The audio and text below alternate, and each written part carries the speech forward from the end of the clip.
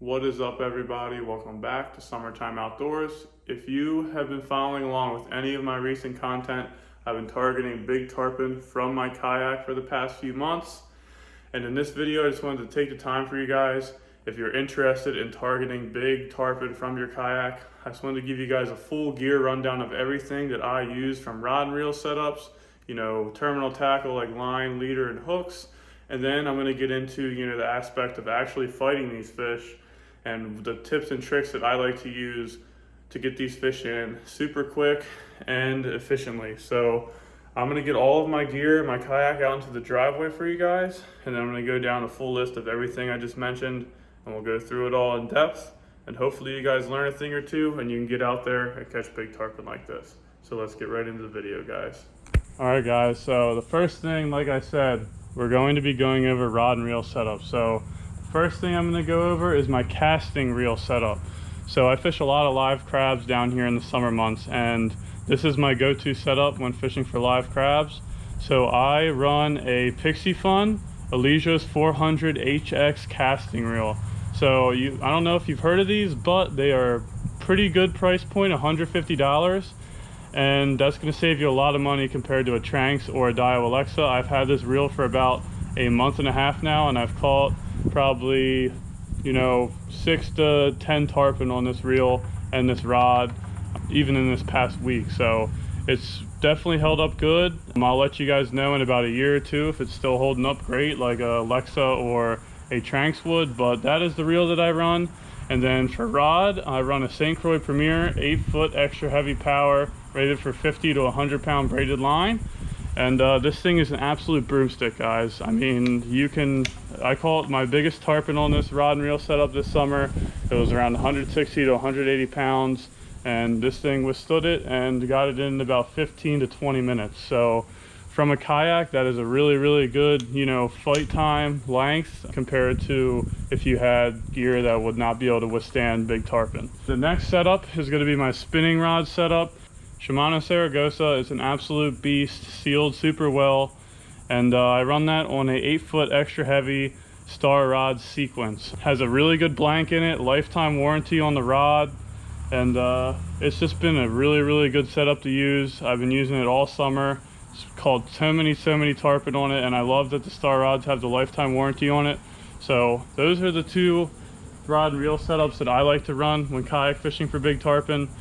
The biggest thing with the rod and reel setups is you really want to have stuff that can get these fish in as quick as possible, especially in the warm summer months, because when that water temp goes up and you want to get the fish in as quick as you can, especially when you're on a kayak. So that's the biggest thing, is just getting those fish in as fast as possible so you can get the safest release on these fish. The next thing is going to be just terminal tackle, hooks, and line.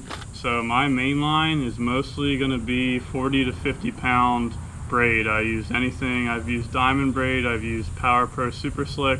I usually go with the Super Slick. I like Power Pro. And then as for the leader that I run that to, it'll be 60 pound pink label by Seaguards, 100% fluorocarbon. I use pink because I feel like it disappears in that top half of the water column super well, and that's mostly for floating crabs. And with the mullet, sometimes I'll use 80 pound, just regular clear leader. But for those crabs, I found that pink is the best, and around 60 pound is good. I will bump up to 80 sometimes if it's super dirty water or the tarpon are super fired up.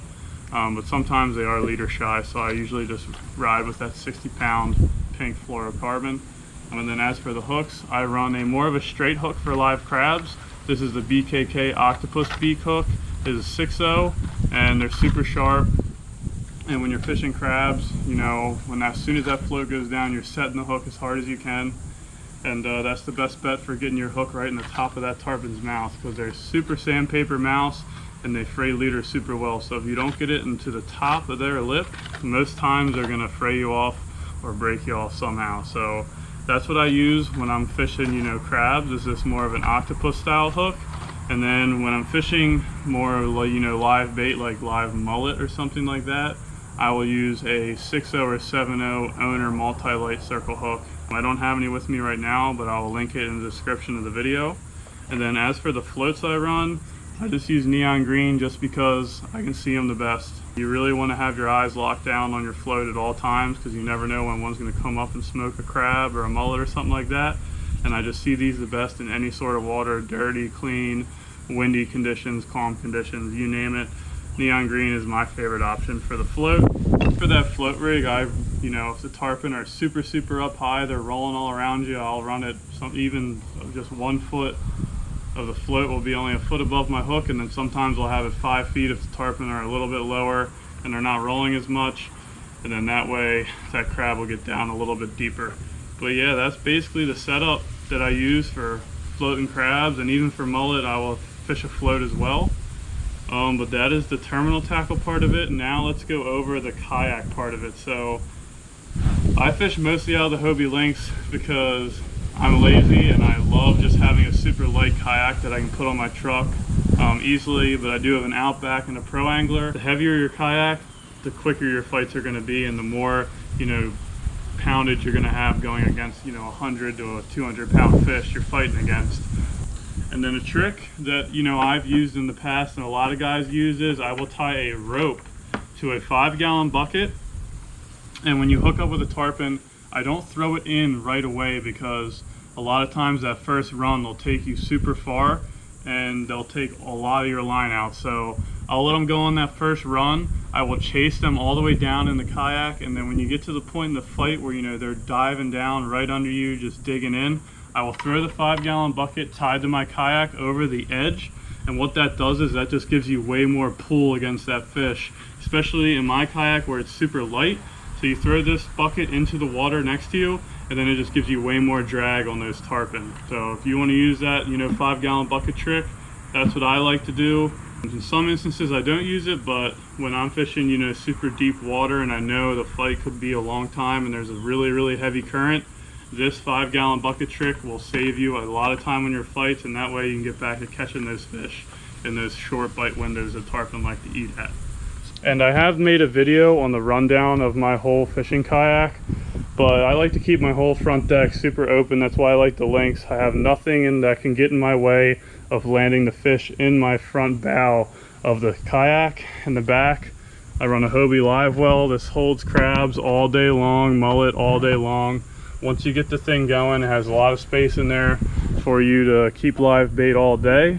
But I would suggest if you have a preference, I'd use a heavier kayak like an Outback if you can, and still use the 5-gallon trick if you want. That is what I prefer to use when tarpon fishing in a kayak. So if you guys like this video or learned something, please like and subscribe, and we will see you next time, guys. And I have some really awesome big tarpon fishing videos coming to you guys in the next couple weeks. So I'm super excited for all those to drop.